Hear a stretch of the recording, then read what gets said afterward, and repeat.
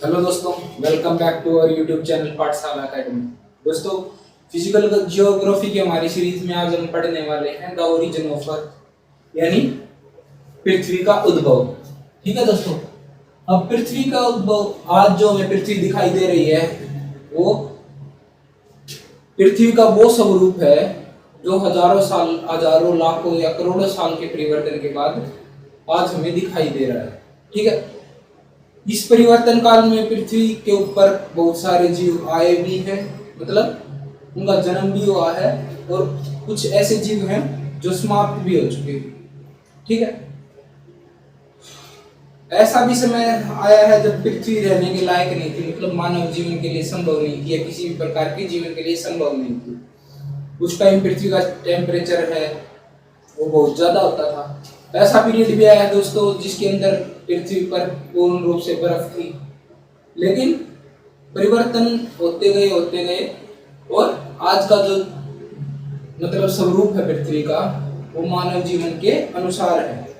हो सकता है कल जो अब चेंजेस हो रहे हैं उससे आगे आने वाले समय में पृथ्वी पर मानव जीवन संभव नहीं हो।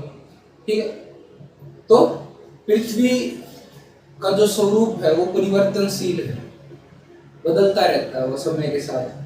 ठीक है दोस्तों, अब बात आती है कि पृथ्वी की उत्पत्ति कहाँ से हुई या फिर पूरे ब्रह्मांड की उत्पत्ति कहाँ से हुई।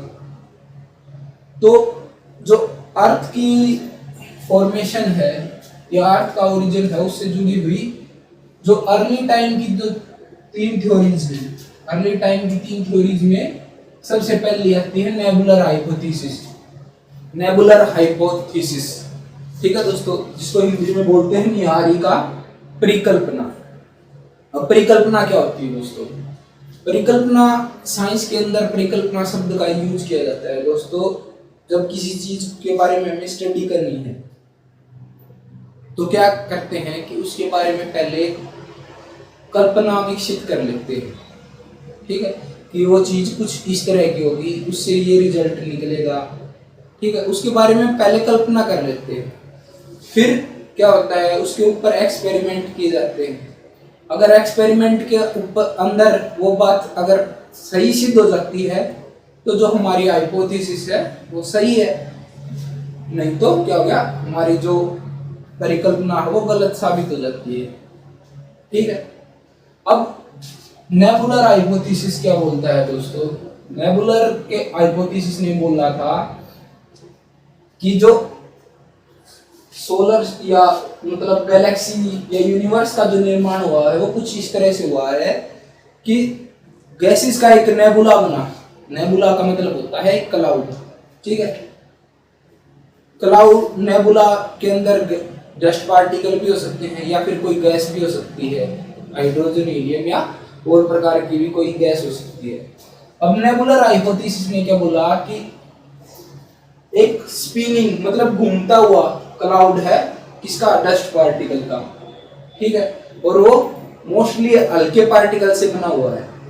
ठीक है, ये घूमता हुआ एक नेबुला है।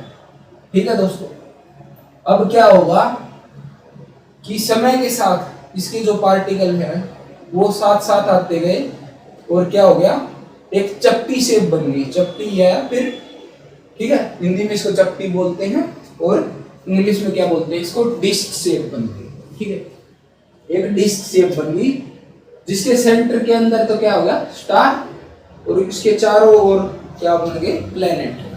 ठीक है दोस्तों, अब दूसरी हाइपोथेसिस क्या आई है, दूसरी थ्योरी क्या आई है, बाइनरी थ्योरी। बाइनरी थ्योरी को हिंदी में बोलते हैं दोस्तों द्वैतारक सिद्धांत। ठीक है, अब द्वैतारक सिद्धांत का क्या मतलब है? द्वैत का मतलब होता है दो, यानी दो तारों का सिद्धांत। द्वैतारक सिद्धांत का से क्या मतलब है दोस्तों? अब देखो, इस थ्योरी के अनुसार क्या था कि सन है, सन के पास कोई दूसरा स्टार आया तो उसकी जो ग्रेविटेशनल पावर यानी गुरुत्वाकर्षण बल के कारण सन का कुछ पार्ट इस तरह से बन गया, यानी सिगार शेप, सिगार क्या होता है दोस्तों, जैसे सिगरेट स्मोकिंग नहीं करते तो सिगरेट देखते हैं ना, तो उसके जैसा ही होता है सिगार। तो सिगार शेप का कुछ मटेरियल सन से अलग होगा, किसके कारण, जो दूसरा स्टार था उसके कारण, उसकी मतलब ग्रेविटेशनल पावर के कारण, ग्रेविटेशनल फोर्स के कारण, ठीक है। तो क्या होगा, ये तो सन बन गया या फिर प्लेनेटरी डिस्क जैसा एक कोई मटेरियल इससे अलग हो गया। आगे बात सुनिए। अब समय के साथ क्या हो गया, ये सन के चारों ओर रोटेट करने लगा और समय के साथ इनमें से क्या बन गए, दूसरे प्लेनेट बन गए, ठीक है। दूसरी थ्योरी ये है। तीसरी थ्योरी क्या है दोस्तों, तीसरी ये दी थी चैम्बरलिन और मोल्टन ने ये थ्योरी, ठीक है। जो नेबुलर हाइपोथेसिस दिया था इमैनुअल कांट ने, इमैनुअल कांट जो जर्मन फिलोसोफर थे इमैनुअल कांट, उन्होंने दी थी नेबुलर हाइपोथेसिस। अब तीसरा आता है ओटो स्किम्ड और कार्ल्स विंजास्कर। इन्होंने क्या बोला था, इन्होंने बेसिकली जो नेबुलर हाइपोथेसिस है उसी को रिवाइज किया था, ठीक है। रिवाइज मतलब उसमें कुछ ऐड किया था। उन्होंने क्या बोला था कि जो सन है उसके अराउंड क्या था, एक सोलर नेबुला था। सोलर नेबुला के अंदर क्या क्या था दोस्तों, सोलर नेबुला के अंदर था डस्ट पार्टिकल, हाइड्रोजन और हीलियम गैसेस, ठीक है। अब क्या होगा, हाइड्रोजन ये होगा डस्ट पार्टिकल, हाइड्रोजन, हीलियम और डस्ट पार्टिकल। अब इसमें आगे क्या हुआ, हाइड्रोजन के पार्टिकल थे, हीलियम के थे और डस्ट। अब इसमें क्या हुआ दोस्तों, ग्रेविटेशनल यानी गुरुत्वाकर्षण बल के कारण ये जो पार्टिकल थे वो पास पास आने लगे, ठीक है। पास पास आते हैं ये पार्टिकल, उसके बाद इन पार्टिकल के बीच में क्या होता है, टकराव होता है। टकराव होता है या इंग्लिश में क्या बोलते हैं, कोलिजन। कोलिजन की प्रोसेस से ये जो पार्टिकल हैं वो एक दूसरे से टकराते हैं और एक बड़ा पार्टिकल इनसे बनता है, ठीक है। आगे बात समझ लो दोस्तों, क्या बोला है कि ग्रेविटेशनल फोर्स के कारण जो सोलर नेबुला है ये हो गया सन, ये है सोलर नेबुला। अब गुरुत्वाकर्षण बल या क्या बोलते हैं ग्रेविटेशनल फोर्स के कारण ये पास पास आ गए, और पास पास आ गए तो क्या करेंगे, एक दूसरे से टकराएंगे, एक दूसरे से टकराएंगे, कोलिजन होगा। कोलिजन को क्या बोलते हैं हिंदी में, टकराना, यानी एक दूसरे से टकराएंगे। उसके बाद क्या होगा दोस्तों, उनसे जो पार्टिकल बनेंगे वो समय के साथ क्या होंगे, प्रोसेस ऑफ एक्रीशन। एक्रीशन का मतलब होता है कि एक दूसरे के आकर्षण से, ठीक है, एक दूसरे के आकर्षण से वो पास आ गए। पास आने से क्या बना दोस्तों, सन हो गया और अलग अलग प्लेनेट बन गए, उससे प्लेनेट की फॉर्मेशन होगी। ये तीन थ्योरी हैं, सिंपल सी थ्योरी हैं, ज्यादा इनके अंदर कुछ दिया गया नहीं है, बस यही बताया गया है कि सोलर नेबुला है। सोलर नेबुला फिर में जो पार्टिकल हैं, डस्ट पार्टिकल या गैसेस के जो पार्टिकल हैं, वो ग्रेविटेशनल फोर्स यानी गुरुत्वाकर्षण बल से पास पास आ गए, उनके अंदर टकराव हुआ। टकराव के बाद एक मतलब उनके अंदर बड़े बड़े पार्टिकल बने। बड़े बड़े पार्टिकल बनने के बाद क्या होगी, प्रोसेस ऑफ एक्रीशन। एक्रीशन का मतलब होता है जब पार्टिकल पास पास आते हैं, आकर्षण, जब उनके बीच में आकर्षण होता है तो वो पास पास आते हैं, ठीक है। अब पास पास आने के बाद क्या होगा दोस्तों, कि जो प्लेनेट है उसकी फॉर्मेशन हो गई, ठीक है। और इसका भी शेप कुछ इस तरह से था, इसकी तरह, डिस्क की तरह, या फिर चपटा, चपटा बोल सकते हैं या डिस्क की तरह ही बोल सकते हैं। हिंदी में वैसे इसकी जो एग्जैक्ट हिंदी बोलते हैं वो तस्तरी बोलते हैं शायद, तस्तरी, या फिर एक डिस्क बन गई, ठीक है। अब ये तो है जो तीसरा किसने दिया था, ओटो स्किम्ड और कार्ल विंजास्कर ने, ठीक है दोस्तों। अब आती है जो मॉडर्न थ्योरी। ये तीनों थ्योरी तो है पुरानी। मॉडर्न थ्योरी और सबसे इंपॉर्टेंट थ्योरी जो आजकल मतलब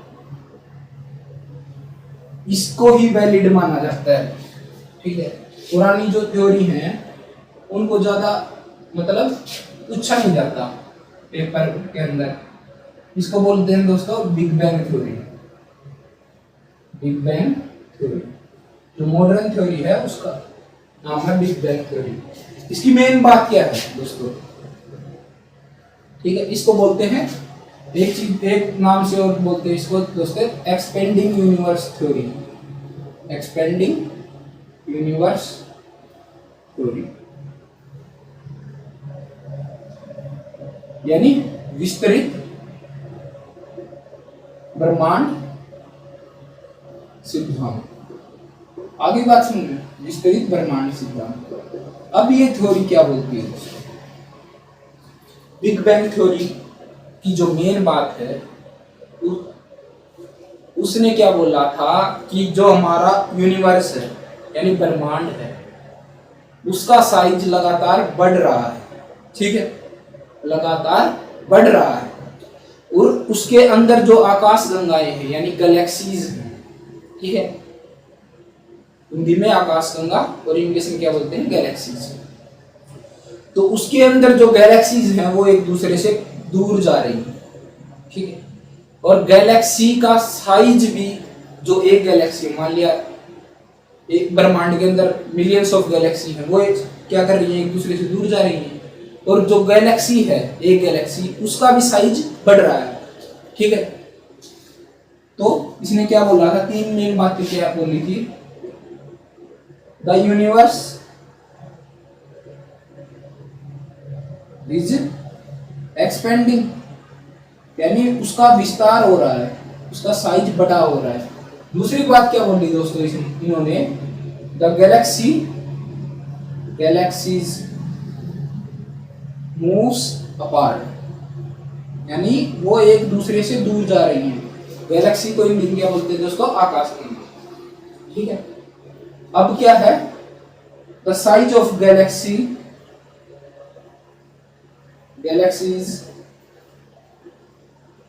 इटसेल्फ इंक्रीजेस यानी जो आकाश गंगाएं हैं, आकाश गंगा है ब्रह्मांड के अंदर उनका साइज भी बढ़ रहा है। अब ये चीज उन्होंने किस आधार पर ली? ठीक, उन्होंने एक्सपेरिमेंट के लिए क्या लिया? एक बैलून लिया, उस बैलून के ऊपर एक डॉट लगा दिया। उसके अंदर उन्होंने क्या बोला? जब हम बैलून को के अंदर हवा भरते हैं तो बैलून का साइज इंक्रीज होता है और जो डॉट लगाया है उसका साइज भी इंक्रीज होता है। ठीक है, अब साइंटिस्ट ने ये दो बातें तो मान ली लेकिन तीसरी बात पे जो साइंटिस्ट हैं वो सहमत नहीं है। क्या? कि हाँ यूनिवर्स का तो विस्तार हो रहा है, ब्रह्मांड का विस्तार हो रहा है, गैलेक्सीज एक दूसरे से दूर जा रही है, ये बात ठीक है। लेकिन मॉडर्न जो स्टडी बताती है उसके अनुसार गैलेक्सीज है उनका साइज नहीं बढ़ रहा है। ये दो बातें तो ठीक है, ये तीसरी जो बात है उससे जो मॉडर्न टाइम में जो साइंटिस्ट हैं वो सहमत नहीं है। ठीक है दोस्तों, अब बात आती है कि इसके अंदर ये तो हो गई जो मेन ओवरव्यू।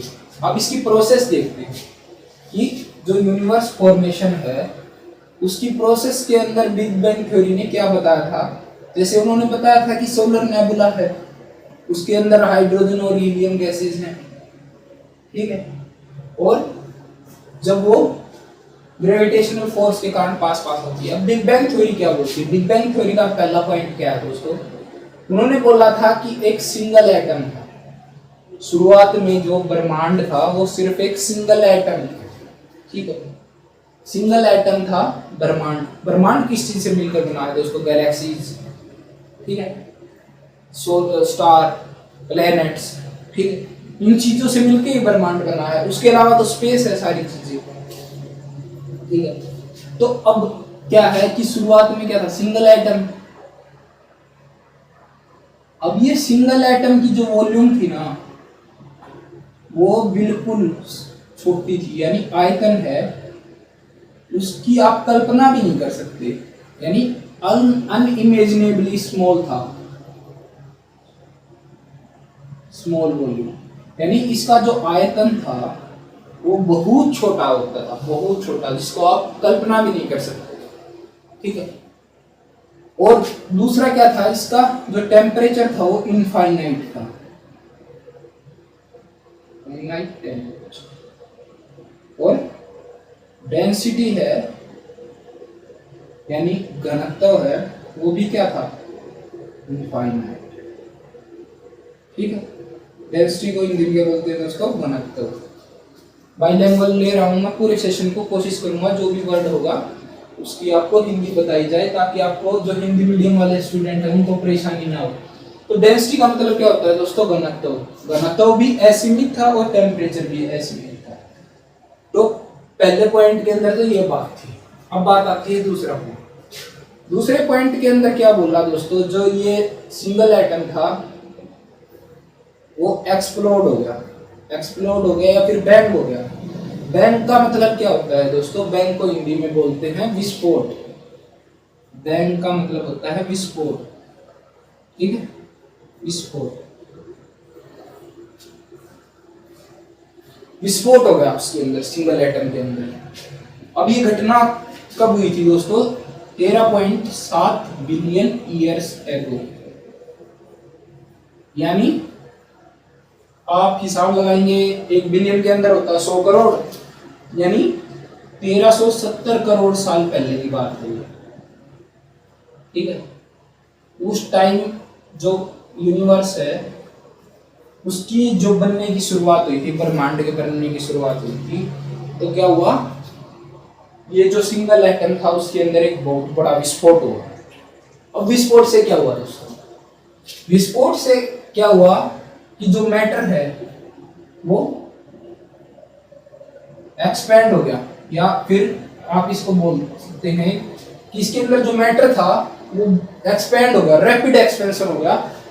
यानी सेकंड के कुछ हिस्से तक इतना रैपिड एक्सपेंस हुआ कि जो साइज है गैलेक्सीज का वो बहुत बड़ा हो गया। जो उसका पहले साइज था जिसको हम इतना स्मॉल था कि देख भी नहीं सकते थे, लेकिन उसका एक्सपेंशन बाद में इतना रैपिड हो गया, इतना वाइड हो गया, जिसको हम मेजर नहीं कर पाए, अब भी मेजर नहीं कर पाए।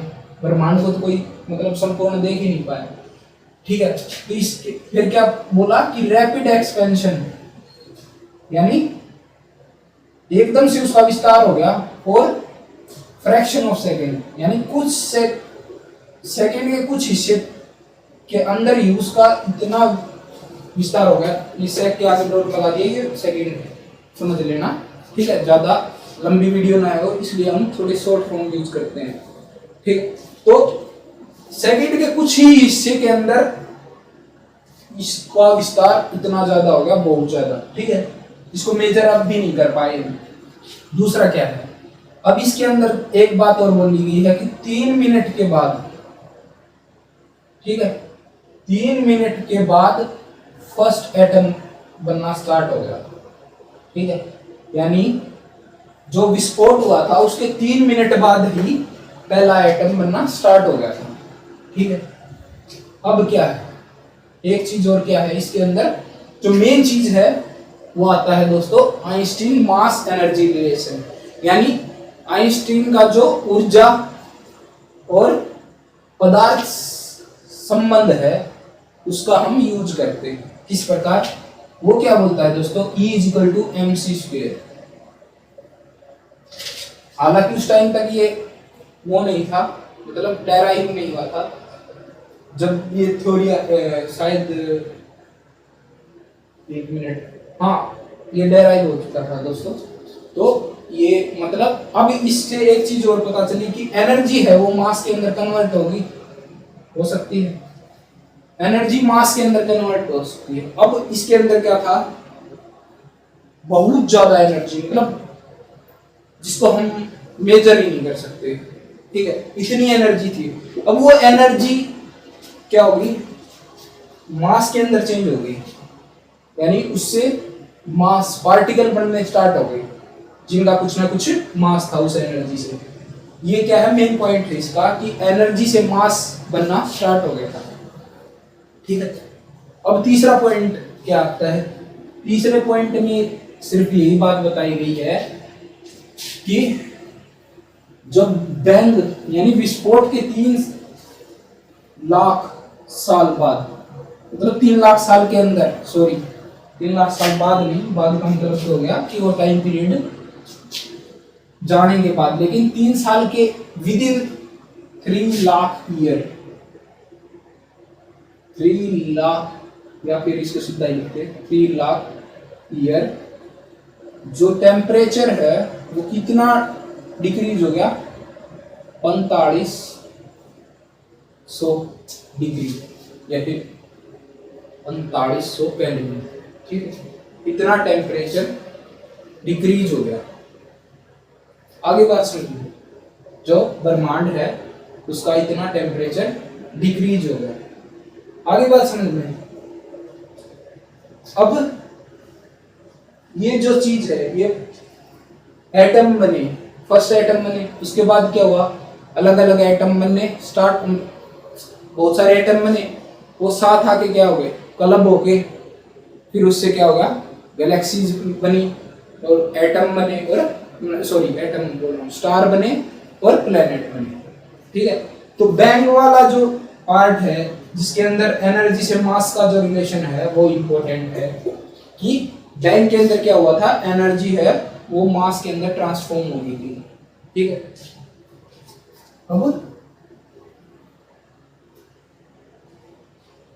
अब इसके अंदर मॉडर्न थ्योरी के अंदर एक और साइंटिस्ट है हमारे, ये बिग बैंग थ्योरी दी थी दोस्तों एडविन हब्बल ने, एक बार लिख देता हूं, किसने दी थी, एडविन हब्बल। एडविन हब्बल नाम के साइंटिस्ट थे, उन्होंने ये थ्योरी दी थी बिग बैंग थ्योरी, ठीक है। आई होप ये आपको समझ में आ गई होगी। अब इससे आगे एक जो साइंटिस्ट थे जिनका नाम था होयल, अब इनकी थ्योरी का क्या नाम था दोस्तों, steady state theory.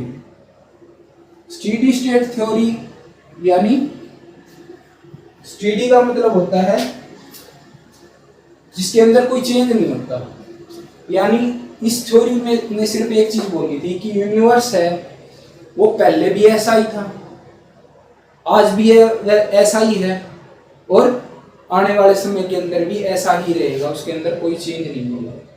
Steady state का मतलब ये होता है जिसका कोई स्वरूप है वो बदलता नहीं, स्टेडी का मतलब होता है जिसका स्वरूप नहीं बदलता, ठीक है। तो यूनिवर्स स्टेडी स्टेट थ्योरी क्या बोलती है कि जो यूनिवर्स है, जो ब्रह्मांड है, उसका स्वरूप पहले भी यही था, आने वाले समय में भी यही रहेगा, और करंट टाइम में भी यही है, ठीक है। इसने बस यही बात बोली थी होयल ने कि ब्रह्मांड का स्वरूप बदलता रहेगा, ठीक है। अब बात आती है दोस्तों स्टार फॉर्मेशन की, कि स्टार का फॉर्मेशन कैसे होता है, ठीक। अब एक चीज का हमें पता है कि बहुत सारे स्टार हैं, यानी तारे हैं, वो मिलके क्या बनाते हैं, आकाश गंगा बनाते हैं, ठीक है दोस्तों। अब इसको स्टार फॉर्मेशन बोल रहे हैं या गैलेक्सी फॉर्मेशन बोल रहे हैं, कोई अलग बात नहीं है, क्योंकि बहुत सारे स्टार मिलके ही गैलेक्सी बनाते हैं, यानी बहुत सारे तारे मिलके ही आकाश गंगा बनाते हैं। अब जब शुरुआत में जब यूनिवर्स बना था तो उस टाइम क्या था कि जो डेंसिटी थी यानी घनत्व था वो एस मान था, ठीक है। यानी जो भी परमाणु थे, अणु थे, तो उनका जो घनत्व था वो अलग अलग था, ठीक है। अब घनत्व अलग अलग हो गया, ठीक है। तो अगर कोई मास है तो ग्रेविटेशनल फोर्स भी होगा, ग्रेविटेशनल फोर्स। अगर कोई मास मास है तो ग्रेविटेशनल फोर्स होगा, यानी पदार्थ है तो उसके साथ क्या होगा दोस्तों, ग्रेविटेशनल गुरुत्वाकर्षण बल है वो होता ही है, ठीक है, जुड़ा हुआ होता है। अगर मास है तो ग्रेविटेशनल फोर्स भी होगा, ठीक है। अब क्या हो गया, जो घनत्व वो असमान है, तो गुरुत्वाकर्षण बल के कारण क्या हो गया, जो पार्टिकल है, जो अणु है, वो पास पास आने लगे। ठीक है, पास पास आने लगे। अब क्या हो गया, स्टार फॉर्मेशन के अंदर कौन सी गैसेस थी दोस्तों? स्टार फॉर्मेशन के अंदर थी, इसके अंदर था हाइड्रोजन। नेबुलर हाइपोथेसिस जो रिवाइज थी उसके अंदर क्या देखा था? हाइड्रोजन, हीलियम और डस्ट पार्टिकल। तो नेबुला के अंदर हमने क्या बोला था कि नेबुला के अंदर डस्ट पार्टिकल भी हो सकते हैं, ये गैसेस भी हो सकती हैं, अलग अलग गैसेस भी हो सकती हैं। अब स्टार फॉर्मेशन के अंदर क्या था कि हाइड्रोजन गैसेस के जो पार्टिकल हैं उनसे मिलकर एक नेबुला बना। ठीक है, हाइड्रोजन के जो पार्टिकल, हाइड्रोजन गैस है, उससे मिलकर एक नेबुला बना। टाइम के साथ साथ क्या हो गया, पार्टिकल और पास पास आते गए तो डेंसिटी बढ़ती गई, और जो नेबुला था, यानी जो कुछ इस तरह का बादल था, इसके अंदर जो पार्टिकल थे वो पास पास आते गए।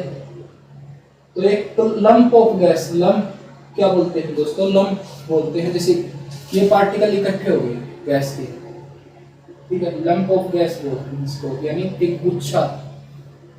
ठीक है, तो इस प्रकार से लंप ऑफ गैसेस बने हाइड्रोजन के।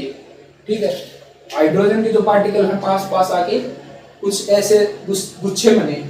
ठीक है, अब इन गुच्छों का जो टाइम के साथ साथ क्या हो गया, ये पास पास आ गए, गुच्छे बन गए। गुच्छे बनने के बाद कुछ समय के बाद क्या हो गया, प्रोसेस ऑफ एक्रीशन, एक्रीशन यानी आकर्षण की, मतलब एक्रीशन का क्या मतलब होता है कि परस्पर आकर्षण। परस्पर आकर्षण के कारण और इनकी डेंसिटी बढ़ती गई, और समय के साथ, क्योंकि ये एक दिन के अंदर होने वाली प्रोसेस नहीं है, इनके अंदर टाइम लगता है। तो टाइम के साथ ये पास पास आते गए और स्टार है उनका फॉर्मेशन होता गया। अब इस लंप ऑफ गैस से मान लिया एक स्टार का फॉर्मेशन हो गया। अब नेबुला के अंदर और कोई लंप है तो उसके अंदर और स्टार बन गया। तो ऐसे कई बहुत सारे मिलियंस ऑफ स्टार बन गए। तो मिलियंस ऑफ स्टार से मिलके क्या बनती है, एक गैलेक्सी बन गई। ठीक है दोस्तों, आगे बात समझ में, मिलियंस ऑफ स्टार से मिलके एक गैलेक्सी बनती है। हमारी गैलेक्सी कौन सी है? द मिल्की वे, उसके अंदर भी मिलियंस ऑफ स्टार है। ठीक है दोस्तों, आगे बात समझ में। अब बात आती है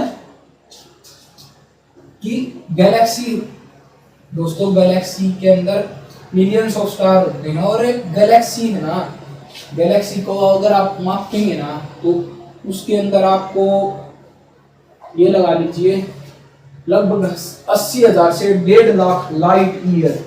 ठीक है, 80,000 से 1.5 लाख लाइट ईयर, मतलब कितना एक्सपेंशन हो सकता है एक गैलेक्सी का। ठीक है, बहुत सारी मिलियंस ऑफ गैलेक्सी हैं, और एक गैलेक्सी का विस्तार कितना हो सकता है? 80,000 से लेकर, यानी 80,000 से लेकर 1.5 लाख प्रकाश वर्ष। ठीक है, प्रकाश वर्ष, इतना मतलब एक्सपेंड हो सकती है कोई भी गैलेक्सी या आकाश गंगा। अब दोस्तों लाइट ईयर, जो साइंस वाले स्टूडेंट हैं उनको तो लाइट ईयर का पता होगा, यानी लाइट ईयर या फिर हिंदी में क्या बोलते हैं, प्रकाश वर्ष। अब लाइट ईयर का क्या मतलब होता है दोस्तों? लाइट ईयर का मतलब होता है कि लाइट या फिर रोशनी, प्रकाश एक साल के अंदर जितनी दूरी तय करता है ना दोस्तों,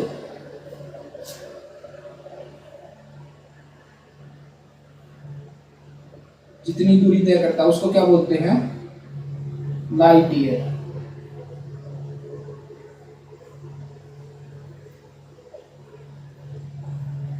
ठीक है, लाइट ईयर, ईयर को ये मत समझ लेना कि टाइम है, ये एक दूरी की इकाई है। लाइट ईयर मतलब लाइट या फिर प्रकाश एक साल के अंदर जितना दूरी तय कर लेता है ना उसको क्या बोलते हैं? Light year. ये डिस्टेंस की, दूरी की इकाई है ये लाइट ईयर। तब ये सोच लो कि ये टाइम की है।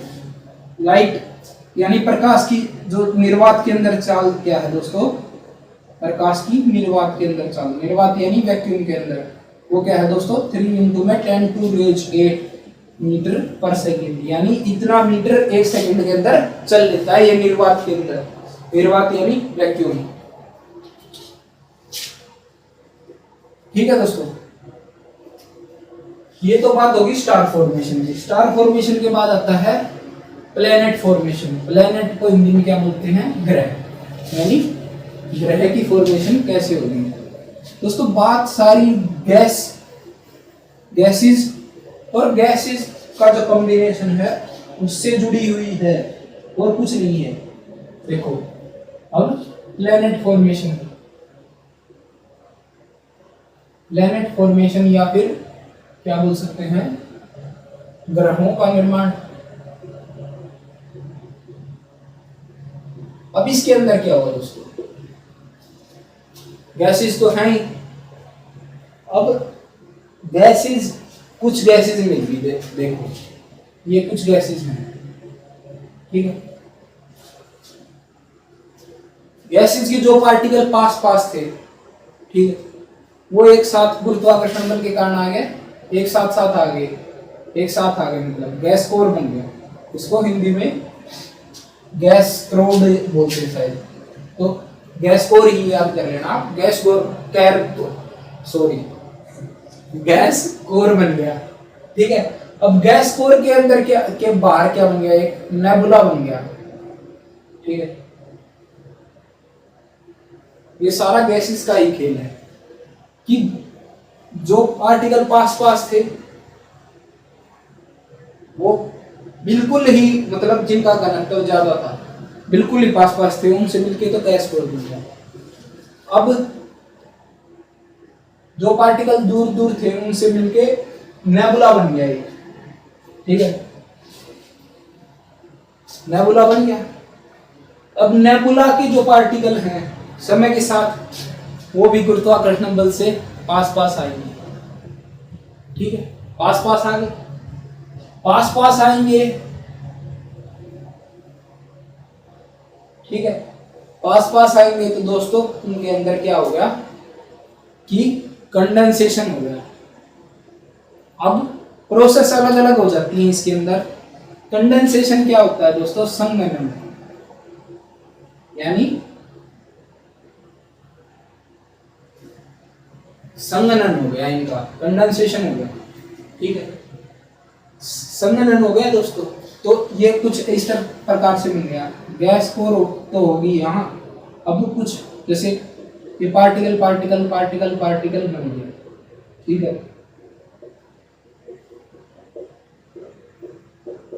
कुछ इस तरह से इसके चारों ओर पार्टिकल बन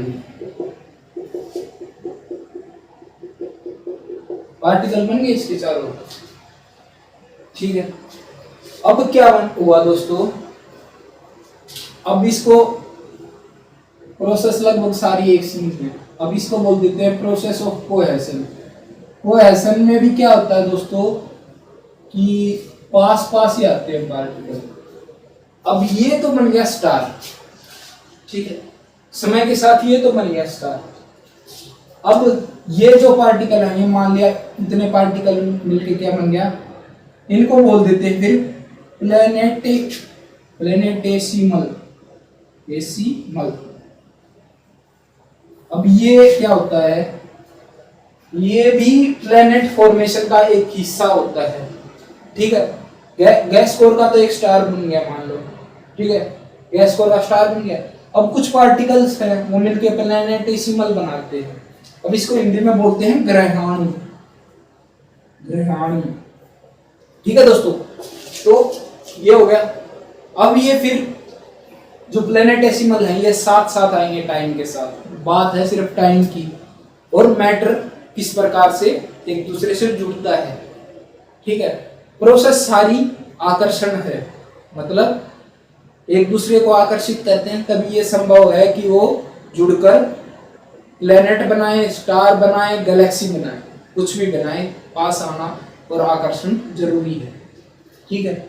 अब ये मिलके क्या ये इन्होंने प्लेनेट बना लेंगे। पहले तो क्या बनाएंगे, ग्रहाणु, और उसके बाद प्लेनेट। ठीक है दोस्तों, प्लेनेट भी डिस्क शेप में बनाएंगे कुछ इस तरह से। ठीक है, जिसके सेंटर के अंदर क्या होगा, कोई भी स्टार। ठीक है, वो सन भी हो सकता है या कोई और स्टार भी हो सकता है। बात सिर्फ यही है दोस्तों इसके अंदर कि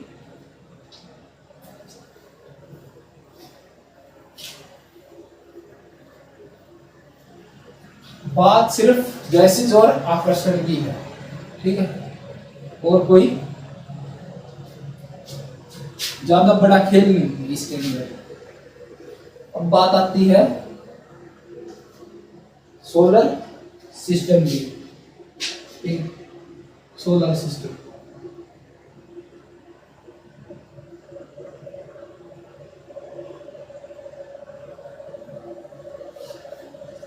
सोलर सिस्टम, सन भी एक स्टार है, तो इसका जो फॉर्मेशन है, इसकी जो गैलेक्सीज है, उसका फॉर्मेशन भी हाइड्रोजन गैस से के पास आने से हुआ है। ठीक है, तो अब इसके अंदर क्या है, टाइम पीरियड देख लेते हैं। 5 बिलियन ईयर्स एगो, 5 या 5.6। ठीक है, 5 से लेके 5.6 बोल देते हैं। ठीक है, 5 यानी 500 करोड़ से लेकर 560 करोड़ वर्ष पूर्व की बात होगी। ठीक, तो उस टाइम क्या हुआ था दोस्तों, जो सन है उसके लिए नेबुला बना था। सन का जो नेबुला बना था वो, उसके अंदर जो एक्सप्लोजन हुआ था, ठीक है, या फिर क्या बोल सकते हैं उसको, एक्सप्लोजन या विस्फोट। ठीक है, तो जो सन का जो एक्सप्लोजन जो नेबुला बना था सन के लिए, इसका एक्सप्लोजन हुआ था 500 से लेकर 560 करोड़ साल पहले की बात है। ठीक है, तो उसके अंदर स्टार सन की फॉर्मेशन होगी, सन बन गया। अब सन के जो पास वाले इसके अंदर प्लेनेट, प्रोप्लेनेटरी डिस्क है, मतलब डिस्क के अंदर इसके साथ साथ क्या बना था, प्लेनेट भी बने हैं। अब प्लेनेट में जो पास वाले हैं, सन के कितने प्लेनेट हैं, 8 के अंदर पहला कौन सा है, मरकरी, दूसरा वीनस, तीसरा है अर्थ, चौथा है मार्स, 5वां जुपिटर, सैटर्न, यूरेनस और नेपच्यून। अब जो शुरुआत वाले 4 हैं, कौन से, मरक्यूरी, वीनस, अर्थ और ये मार्स। ठीक है, यानी बुध, शुक्र, पृथ्वी और मंगल। ठीक है दोस्तों, ये शुरुआत वाले 4 हैं। इन चारों को बोला जाता है टेरेस्ट्रियल प्लेनेट।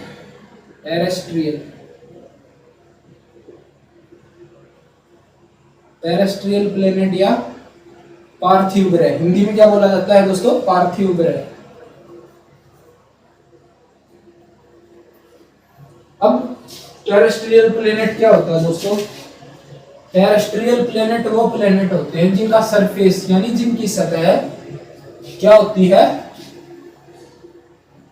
ठोस चट्टानों से मिलकर बनी होती है ना, ठोस चट्टानों से बनी होती है, उनको क्या बोलते हैं दोस्तों, टेरेस्ट्रियल प्लेनेट बोलते हैं। टेरेस्ट्रियल प्लेनेट या फिर पार्थिव ग्रह कौन से होते हैं, whose surface is formed from hard rocks, जिनका सरफेस हार्ड रॉक यानी चट्टानों से मिलकर बना होता है, उनको बोलते हैं टेरेस्ट्रियल प्लेनेट। अब ये हो, ठीक है, आगे वाला और देख लेते हैं, जो भी है उसके बाद बताएंगे कि ये होता क्यों है।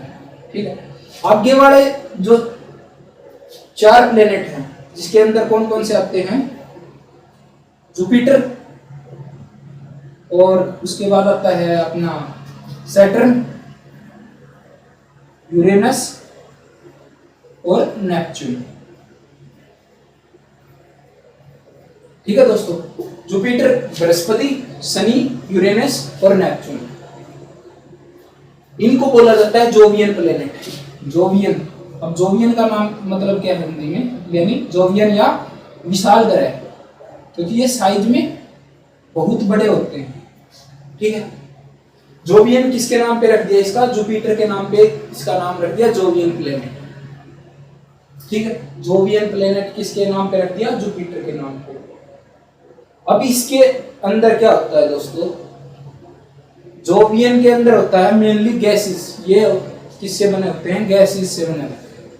ठीक है, इसके अंदर हाइड्रोजन भी हो सकती है, हीलियम भी हो सकती है, और भी गैसेस हो सकती है। ठीक है, ये मेनली बने होते हैं गैसेस से। अब ऐसा क्यों है, ठीक है, कि टेरेस्ट्रियल और जोवियन, पहले वाले ही टेरेस्ट्रियल क्यों बने और बाद में ये जोवियन क्यों बने बाद में। ठीक, तो अर्थ है या फिर जो चार शुरुआत वाले हैं, ये टेरेस्ट्रियल क्यों है दोस्तों, ये टेरेस्ट्रियल इसलिए है क्योंकि ये एक तो है हो गया कारण, क्योंकि ये सन के पास है।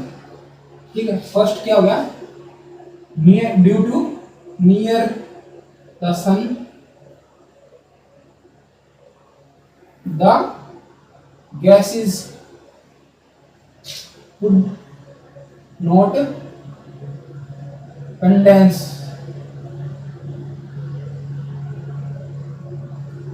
on these planet, कि ये जो ग्रह हैं ये सूर्य के निकट है, तो इस एरिया के अंदर जो प्लेनेट बने हैं वहां पर गैस कंडेंस नहीं हो सकती थी। ठीक है, आगे बात सुनिए, गैस कंडेंस नहीं हो सकती थी, तो जो भी सरफेस बने वो हार्ड रॉक से बने, हार्ड मटेरियल से बने।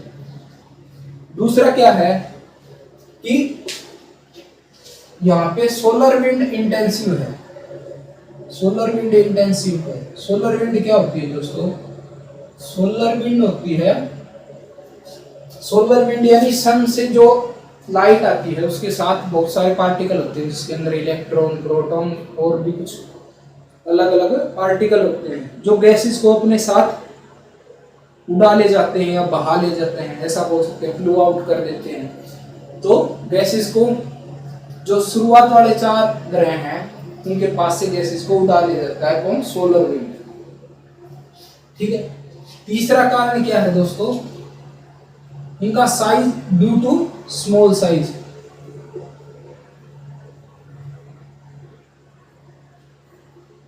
There gravitational force is very लो,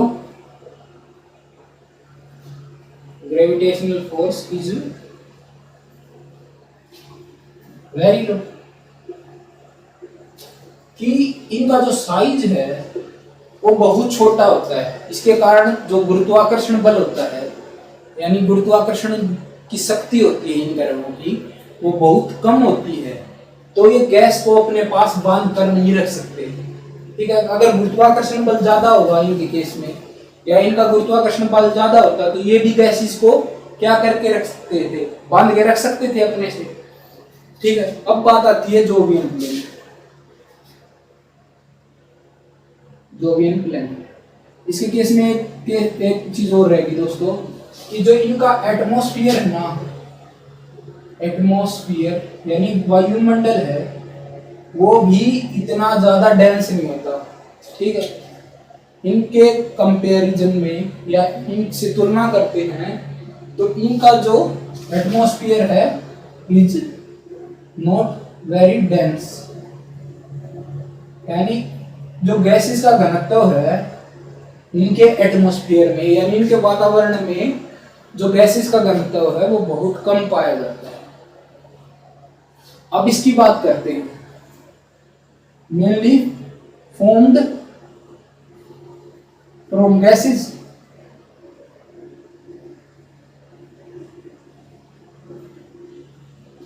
इनका जो एटमॉस्फेयर है ना वो भी क्या होता है, एटमॉस्फेयर इज डेंसली, ठीक है,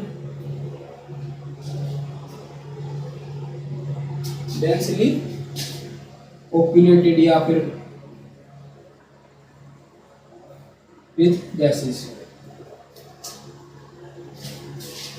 इसको आप बोल सकते हैं कि इनके जो वायुमंडल है, इनका जो वायुमंडल है उसके अंदर जो गैस है उनका घनत्व बहुत ज्यादा होता है, ठीक है। आगे बात समझ में। अब इसका पहला पॉइंट क्या है, पहला पॉइंट क्या है कि जो इनकी सूर्य से दूरी है, they have large distance from sun. अब इनकी लार्ज डिस्टेंस है, सन से ज्यादा डिस्टेंस है, तो गैसेस हैं, gases condensed in these area, यानी इस क्षेत्र के अंदर जो ये चारों ग्रह हैं, इन क्षेत्र के अंदर गैसेस आसानी से कंडेंस हो सकती है, ठीक है।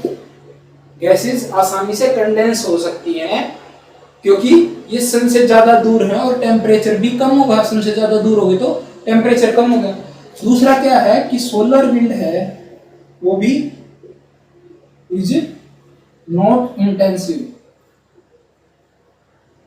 कि जो सोलर विंड है, ठीक है, सोलर क्या बोल सकते हैं, सौर, और विंड मतलब पवन, यानी सौर पवन नहीं है, वो इतनी ज्यादा इंटेंसिव नहीं है कि वो गैसेस को अपने साथ उड़ा के ले जाए या बहा के ले जाए, बोल सकते हैं, ठीक है दोस्तों। आगे बात समझिए। तो इसके कारण क्या होता है कि इन ग्रहों के आसपास गैस है वो ज्यादा मात्रा में पाई जाती है, ठीक है। तीसरा पॉइंट क्या है, तीसरा पॉइंट ये बोलता है कि जो इनका साइज है ना, ड्यू टू लार्ज साइज, इनका जो साइज है वो बहुत बड़ा होता है अर्थ के कंपैरिजन में, या और जो ग्रह हैं टेरेस्ट्रियल प्लेनेट इनके कंपैरिजन में जो इनका साइज है वो बहुत बड़ा होता है। सो दे हैव लार्ज या हाई ग्रेविटेशनल फोर्स, यानी इनका साइज बड़ा होने के कारण इनके ऊपर जो गुरुत्वाकर्षण बल है उसकी मात्रा बहुत ज्यादा होती है, जिसके कारण इनके आसपास से, इनके वातावरण से, या इनके जो एटमॉस्फेयर बोल सकते हैं, सॉरी वातावरण को इंग्लिश में क्या बोलते हैं, एटमॉस्फेयर। जो इनके एटमॉस्फेयर है वहां से गैसेस है वो उड़ नहीं पाती, क्यों, क्योंकि इनका गुरुत्वाकर्षण बल ज्यादा होता है। आगे बात समझते। अब ये हो गया प्लेनेट फॉर्मेशन, ठीक है, कि प्लेनेट फॉर्मेशन पढ़ गया था, ये हम क्या पढ़ रहे थे, सोलर सिस्टम। ये हो गया हमारा सोलर सिस्टम, ठीक है दोस्तों। आज की जो क्लास है वो यहीं तक रखेंगे, नहीं तो जो वीडियो है वो ज़्यादा लंबी हो जाएगी, ठीक है, और उसको फिर अपलोड करने में दिक्कत होगी, आपको भी इतनी ज़्यादा देर पढ़ने में दिक्कत होगी। इसलिए क्लास को कि जो उसको 30 से 45 मिनट के अंदर ही हम समाप्त करने की कोशिश करेंगे।